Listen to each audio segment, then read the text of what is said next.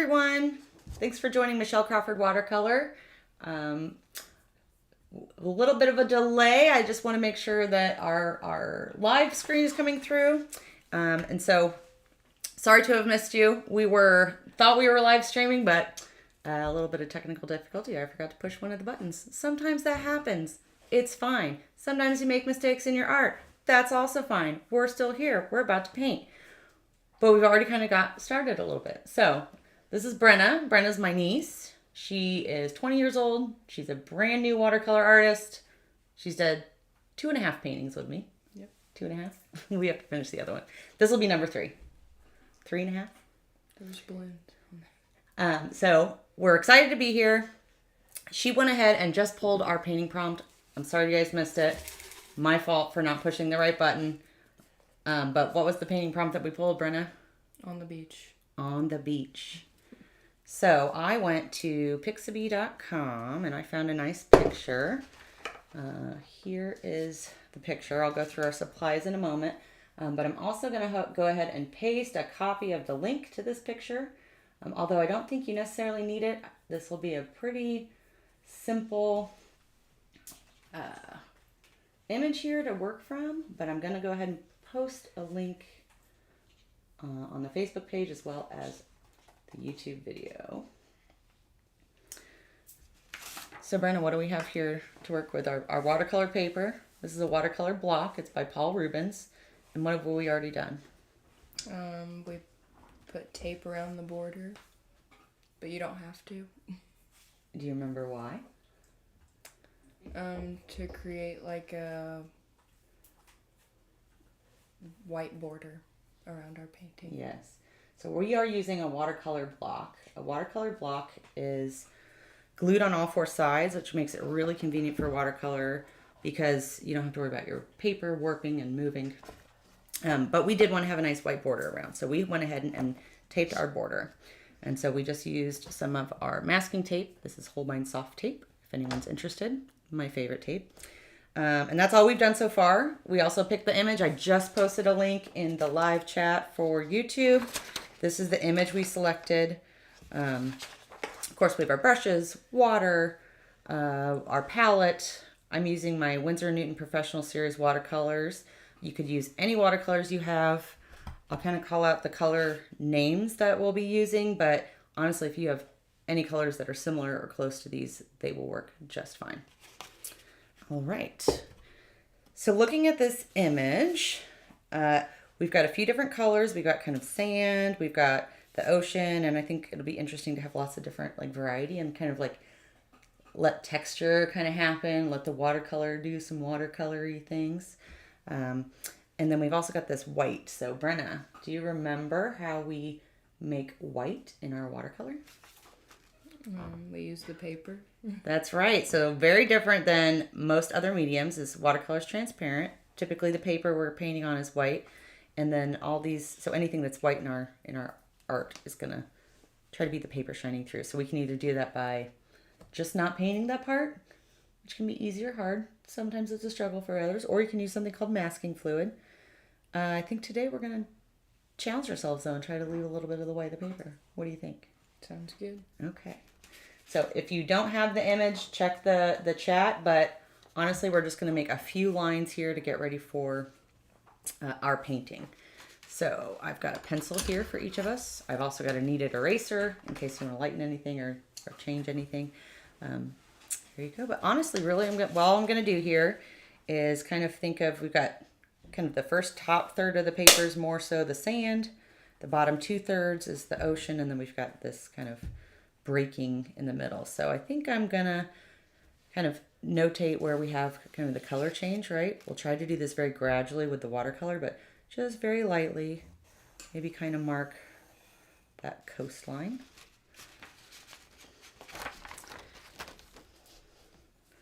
It's very light. Hopefully you can kind of see the path I took, just a little bit of a line, kind of a bit of a wave going across the page. Great job. And then maybe I'll mark just kind of where I have this kind of break so I know where to stop. So I'm just going to kind of go up and kind of make that break. And I see another little one over here. Super simple, right? Now these areas where we made these lines are going to be the areas where we like leave a little bit of white behind. So I've got my lines here.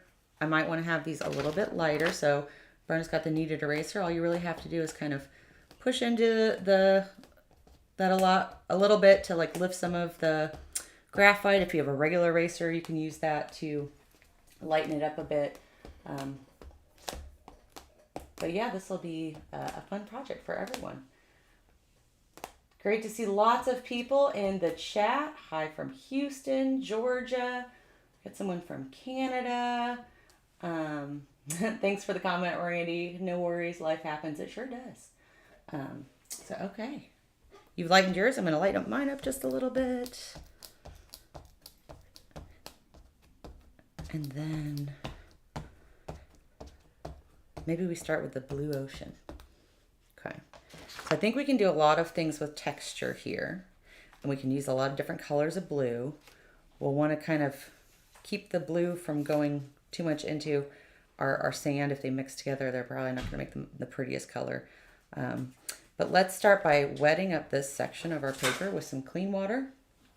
And then we'll start dropping in some blue colors and see if we can get them to kind of mix together and make some interesting textures.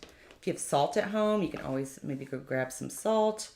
Or sometimes I like to use a spray bottle with a little bit of rubbing alcohol. You can get some interesting textures that way as well. But super simple. It's going to open our water. And then brushes, I've got a set of Craftimo brushes. I think we can both use Craftimo brushes today. So we want to have a big one to put down a lot of paint and water. Maybe a wash brush. Just something large in size. And then we'll use maybe some smaller brushes for a few of the other detail sections. So, if you have any questions, feel free to post those in the YouTube live chat. If you're not seeing the chat, you might not be logged into your YouTube account. So go ahead and log into your account. And also don't forget to hit the subscribe button. I have to plug that. Okay, so Brenna, watercolor always needs water.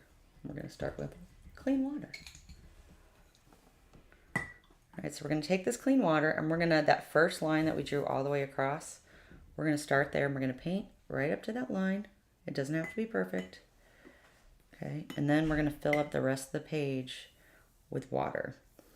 And I know the questions always get asked, how much water should I add? And like, honestly, if you want to experiment, that's a really good thing to do. Different papers and things will act differently. The different amount of water, the different amount of paints, how wet your paint is, it's all. But what we're trying to get here is just some like interesting textures. So make sure it's nice and wet. You want to have a shine on your paper. You don't necessarily want to have a bunch of pools of water, but make sure it's evenly wet. If it's not wet, the paint's not going to move. Okay. So mine's wet. How are you doing over? Good job. I think you still have a few dry areas. As long as it's nice and shiny, we're good to go. And then as far as colors, I'm seeing lots of different blues in here. I think cerulean blue. This is Windsor blue. It's kind of like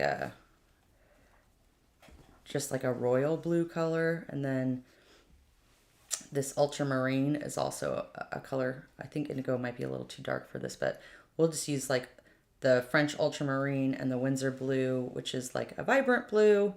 And then the light blue is a cerulean blue, and just kind of like see how we can get those to mix on the paper and make some fun textures.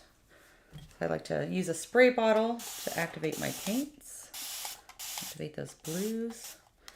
Now when you are going to get paint, when you've just activated it, water and watercolor paint need to mix together to create paint. So I think there's, how do you load your brush? How do you add the right amount of paint and water? The first thing I like to do when I spray these down is just kind of use my brush to kind of mix it up and activate the paint.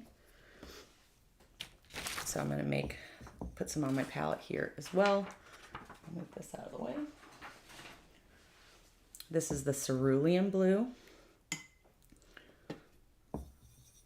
And then maybe even you've activated these. We can put a few of these colors out there too.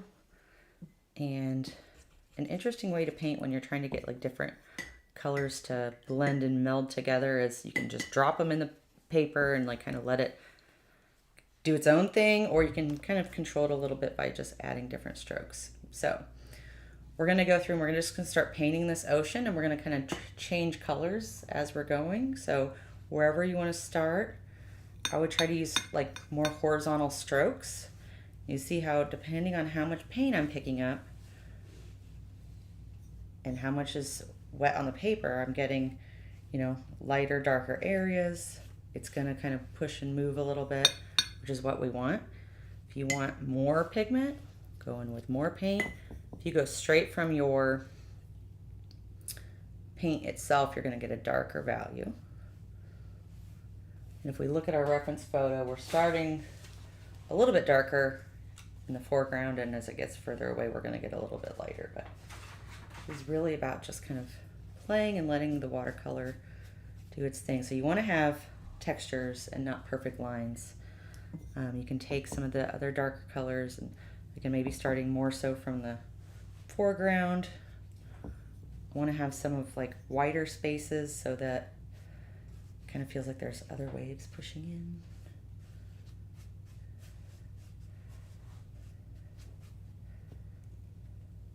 What do you think so far? You want to fill up the whole space and maybe like try to get some strokes to go a little bit further across. As we get closer to the top of the page, we're going to get thinner and thinner, more of a watered down color. And then now once we get a bunch of different paint down, we can just start like dropping in some of the darker values. This ultramarine is going to add a lot of variation. There we go. There's a lot of different ways to get texture. Once you get this down, you could throw some salt on it. You could, again, spray it with some rubbing alcohol. You could do a little bit of blotting. But really what we want to get here is just a little bit of like motion in the ocean. That was a joke, Brenna. You're supposed to laugh. And then so once you get up toward the top, take some clean water on your brush and just kind of run it up against that line you drew and see if you can use a little bit more water to blend it out to something that's a little less light. So for you, Brenna, I would recommend you got something called a hard edge when we want to get a soft edge. So you got a hard edge where you have lots of paint and it, yeah, there you go. That's exactly what you want to do is use your brush to kind of just soften and pull. If your brush is a little wet, you can dry it off and lift a little bit of color. What's nice about watercolors, as long as it's wet, you can still do a lot with it.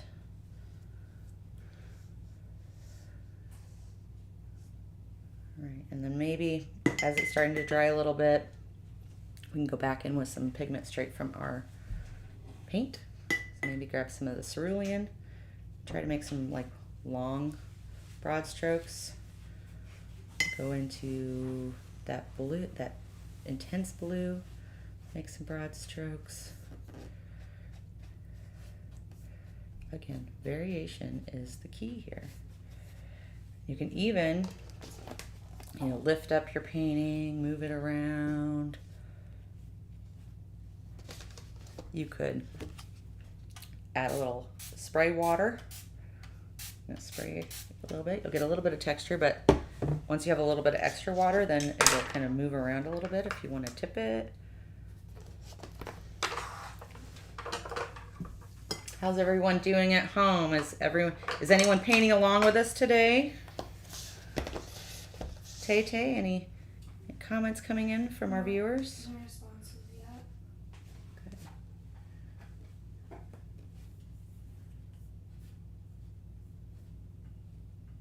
All right.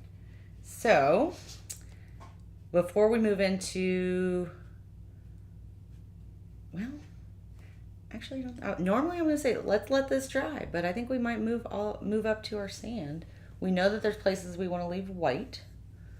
There'll be a couple places where, you know, the sand and the water are overlapping, but Someone said they're trying too long. Who's trying? I'm sure they're doing a fantastic job.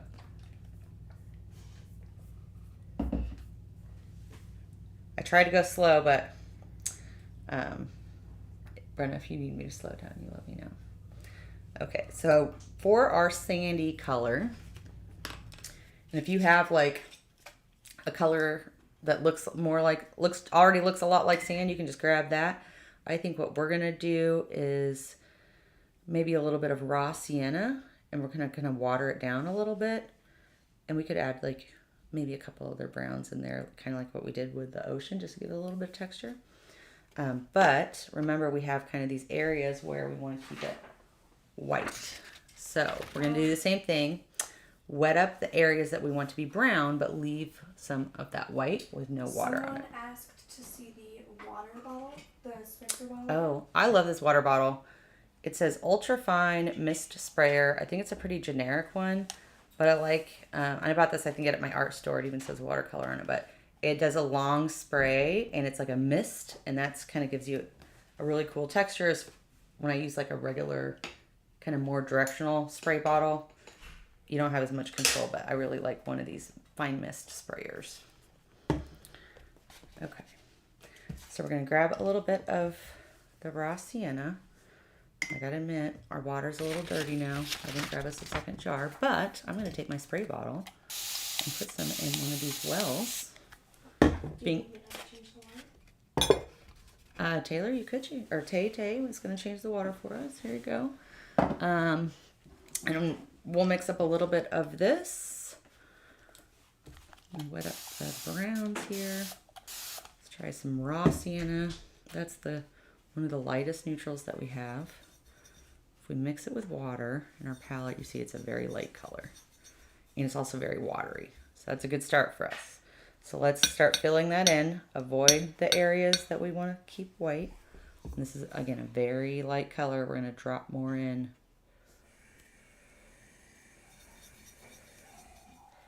Very light and very wet.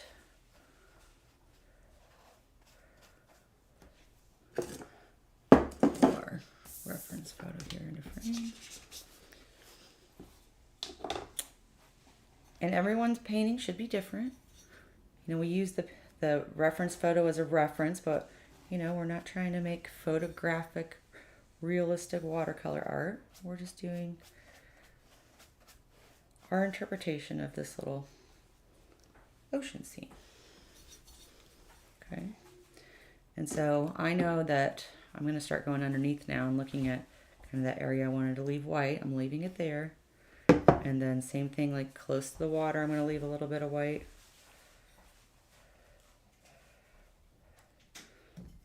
And then to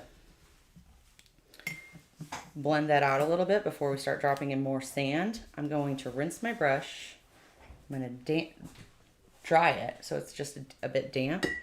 And then you can use it to lift near where you left the white. And it's just going to soften the edge. You're going to be lifting out a little bit of color and softening that edge.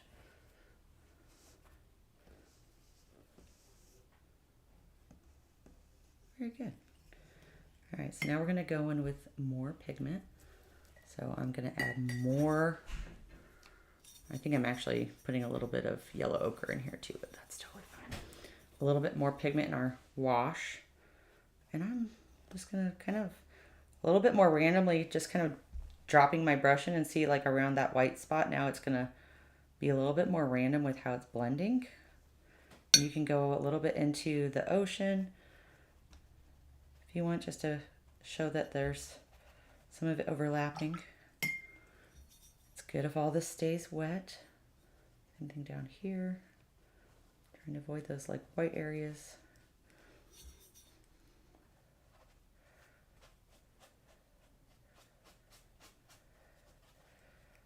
If you need to add more water to your canvas, feel free to do that.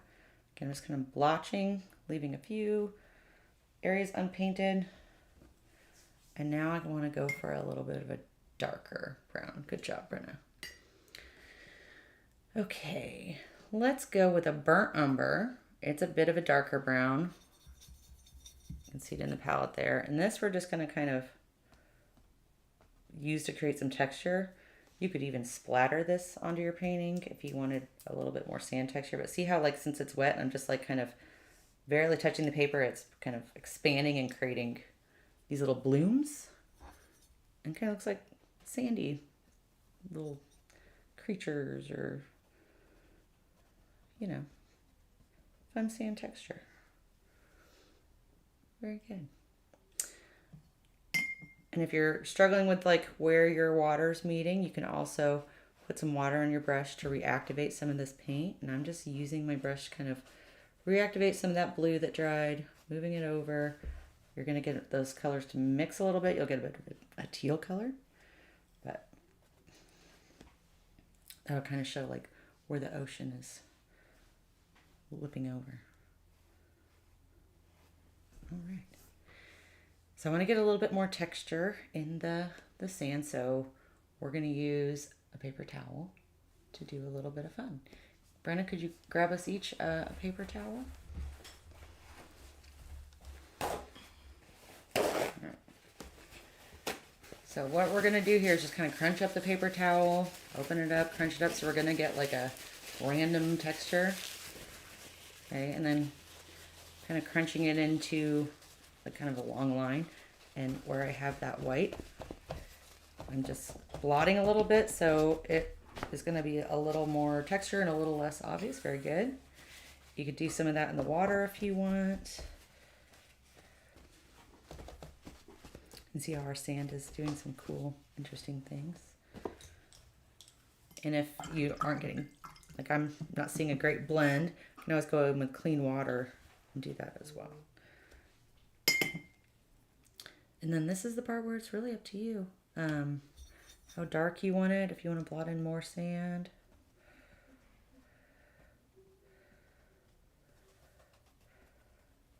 If you want to add some colors to your ocean. It's really a very interpretive ocean scene. I'm going to go back in for some of my blue and just... It's interesting textures. You'll get some blooms as the blue dries as well if you go to drop in more color, because it's dry and wet paint, and so you'll get some more texture if you go and do another layer. I really like the way that dark blue kind of helped. And you can even lift. So if I rinse my brush off, dry it off, you can lift out some waves.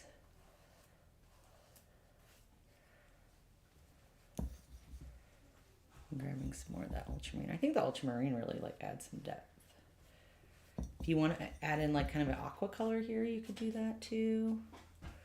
Or if you wanted to make an aqua color, you could mix one of your greens, probably like a sap green. And I think at the very base here, I'm going to try to go a little bit darker.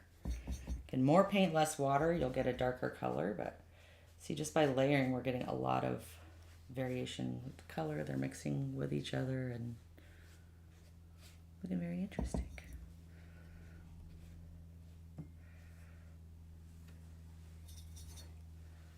Maybe even for this painting, same thing at the top with the sand. I want to go in and just do a little bit of a darker wash at the very top to just build a little bit of dimension.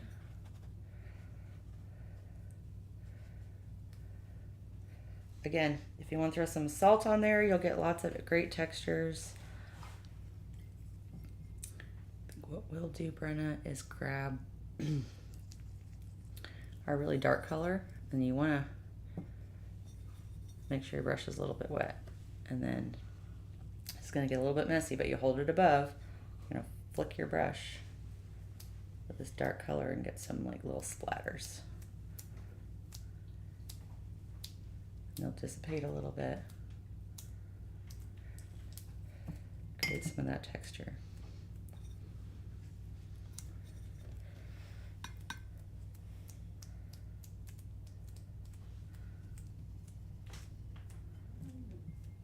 All right.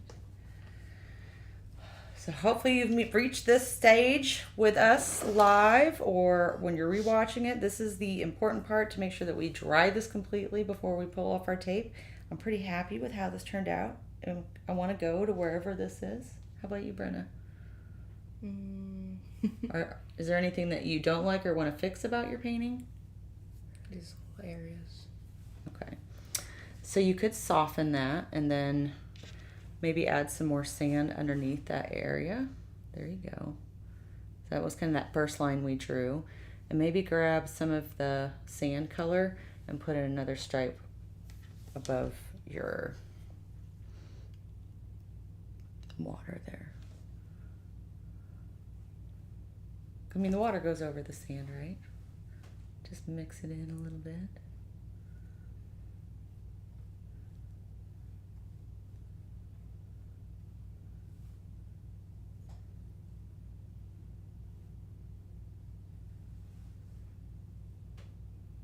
Happy with it? Yeah. Okay. So we are going to time warp because I have my heated craft tool. This is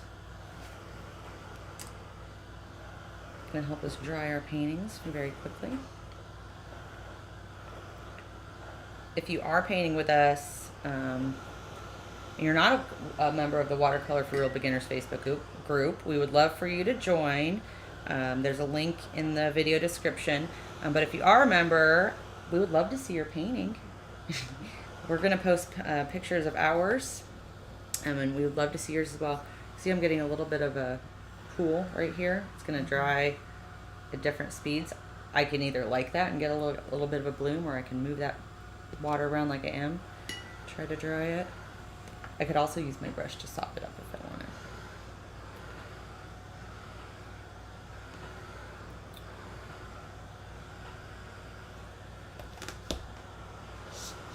This is a fun painting prompt. I think the ocean is one of my favorite places to be. Yeah. I feel like I have to make it there at least once a year. And I love collecting seashells. See, that made actually a pretty neat textured bloom. So this is like half dry. This will be a great time to add salt. I'm not going to do that just because I don't have any at the table, but a lot of times with salt, it seems to like work really well when it's like on its way to being dry. Maybe not when it's wet completely. And you can use this as well. I've got a second dryer. Any questions coming in from our chat?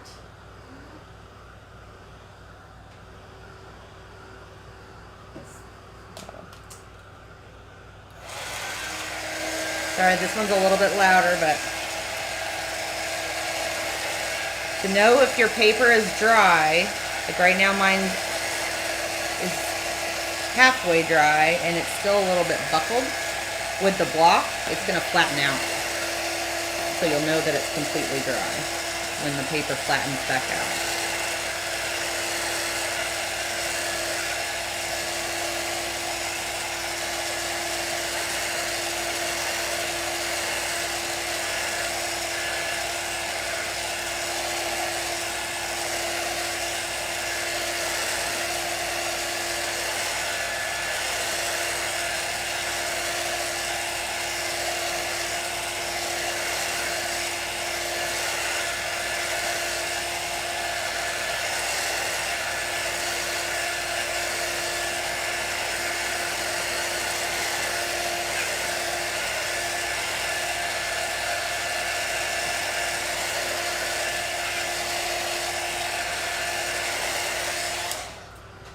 So another thing we can do here, like I kind of like the kind of mutedness of this, but if you wanted to add more of those crashing waves, we could do like a little bit of white. I like to use P.H. Martin's white ink, bleed-proof white ink. Or this is also very beautiful. What would you like to do, Brenna? The white. The white? Okay, in the left drawer. You see a lot of people, a lot of artists will use the bleed-proof white. And there's a lot of like, I don't know, some people are like, oh, you can't use white in watercolor. It's not really watercolor if you use white. I mean, honestly, it's to each their own. Like, art is art, and use whatever supplies work for you. And I think it should be a judgment-free zone, but this will be a good call. Are you all dry yet? So you could use white gouache if you have it. You could use, white pens if you have it. If you have the P.H. Martin's Bleed-Proof White, it's kind of like an ink, but it's water soluble, so it comes like in this almost solid type of form. And also it's going to be a little random with how we apply this, so you could just grab like one of your not so great brushes, or if you have like a texture brush, a fan brush. Let's see if I've got one.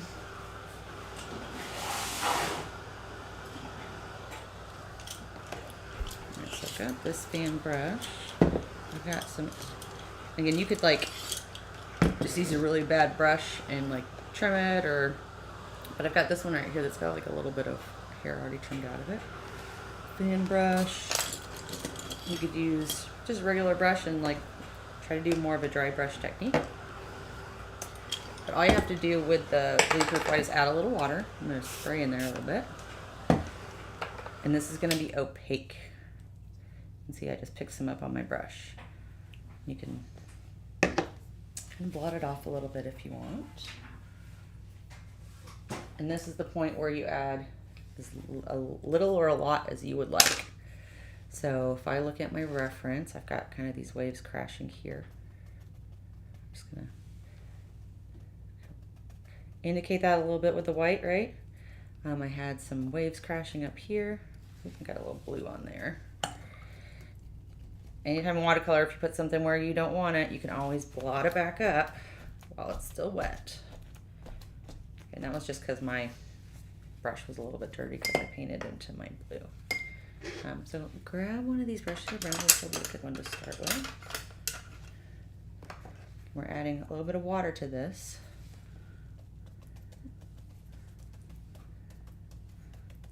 And I'm just being very kind of random. Trying to show some of these crashing waves and create a little bit more of that texture.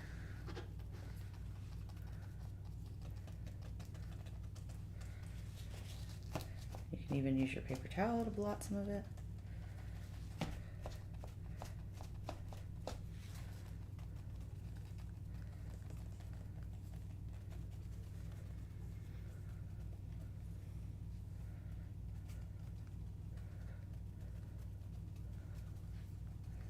This is also water soluble, so like I want to fade it out a little bit as it goes into the blue. Just add a little bit more water to your brush and move it around just like watercolor. I think that added quite a bit of interest to our painting, Brenna.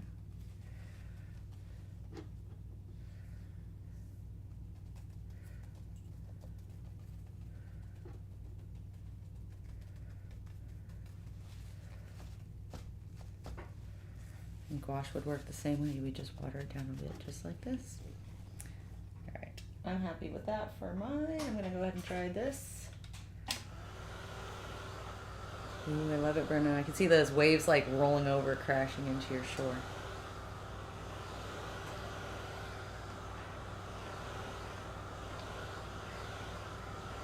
So I know I'm your aunt, and so I've kind of gotten you to come over and paint with me before, but why do you find watercolor interesting, Brenna? Well, I feel like whenever you see your painting like up close, it might not look as great as you think, or it looks worse than you think, I say. And then you look at it from afar, and I feel like it looks like way better. Yeah. A lot of people can be critical, like especially if you stare at it for a long time, and then all of a sudden you like step away from it, or like don't look at it for a day, and you're like, oh wow. And you look back and you're like, oh, that actually, I really like it. Tay-Tay's helping us out today. She has also painted with me. See, here on the live we've had Michelle Crawford, my mother-in-law, Brenda Campbell, my mom, but you, my niece. I always try to get my family members involved. But if anybody is local to Indy and would love to paint with us, you let me know. Yeah, like On the side. sometimes I just love to let like things happen. Mm-hmm. Because like you can't plan that. Mm-hmm. You're just like, oh, let me put some paint down. Let me put a little white down. Let's see how they blend. We'll add a little water. So yeah. Once we're done with the white, here, Brenna, I'll give you. You keep going if you're not done. But I don't know. here's the heat tool when you are. I think mine's dry, so I'm gonna pull off my tape. Again, a watercolor block, so I'll still have to remove it from the block, but there's just something really satisfying about pulling the tape off, the watercolor painting, and getting that nice white crisp edge. Look at that. Quick tip, if you're worried about your tape pulling your paper, then you can always like try to heat it up a little bit with your heat gun or a hair dryer beforehand. It'll soften the glue a little bit. But I also try to pull like away from the edge. Try to be as gentle as possible. Nice white edge. I will say, once you pull off the edge, your painting also looks different, doesn't it? Yeah. It just kind of frames it.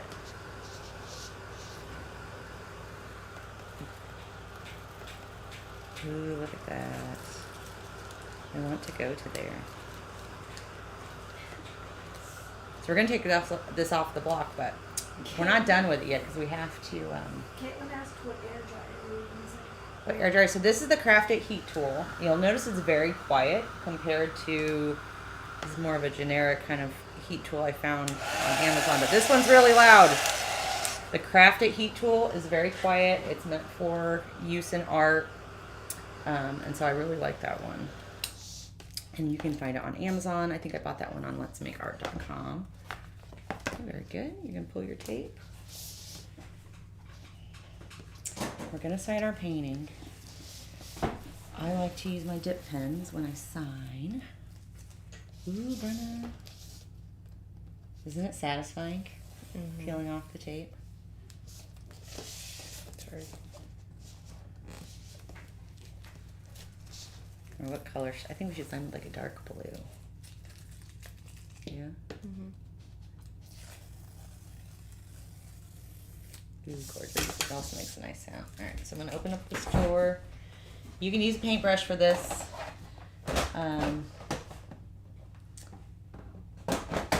Actually, I don't.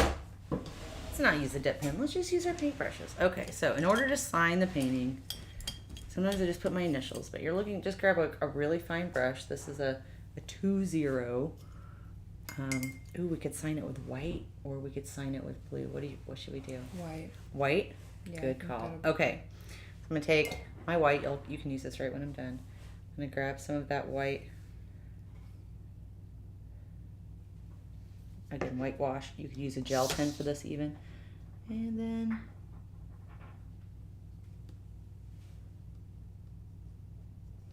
a little signature on there.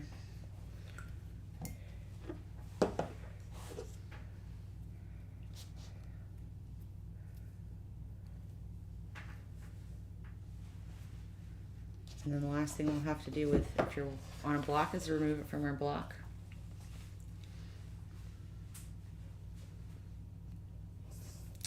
Very nice. So Brenna, down to your left, I've got a jar below there that has a palette knife that we can use to take it off the block.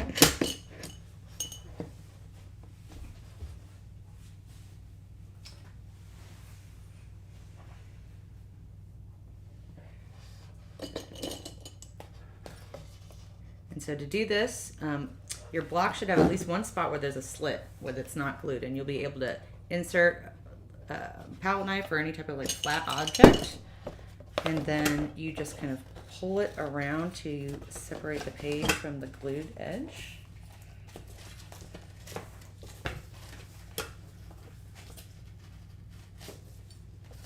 There we go. Well, that was fun.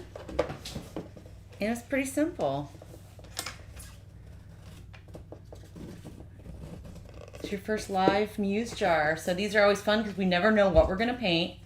It could be something very complex and complicated, or it could be something simple. I feel like The ocean was pretty simple. The ocean was pretty good. I'm feeling happy with mine, and I feel like it was very relaxing to paint. Now I want to go to the beach. Awesome. Well, thanks again for joining us on YouTube, or if you're on the Facebook event, check out our Watercolor for Real Beginners Facebook group. We try to pull a prompt from our Muse Jar about once a week. I know I've been a little bit bad at doing it regularly. I've had a very busy summer with softball. Brenna plays softball, but also my daughter, who's 10, plays softball. So try to stay tuned for the Muse Jar. I'll tag people when I do grab these. But check out our Facebook group if you're not a member, and then also you're joining us here on YouTube. All the content gets posted here, so make sure you hit that subscribe button as well. Thank you for painting with me today, Brenna. It was a good time. Thanks for having me. And thank all of you for painting along with us. Happy painting.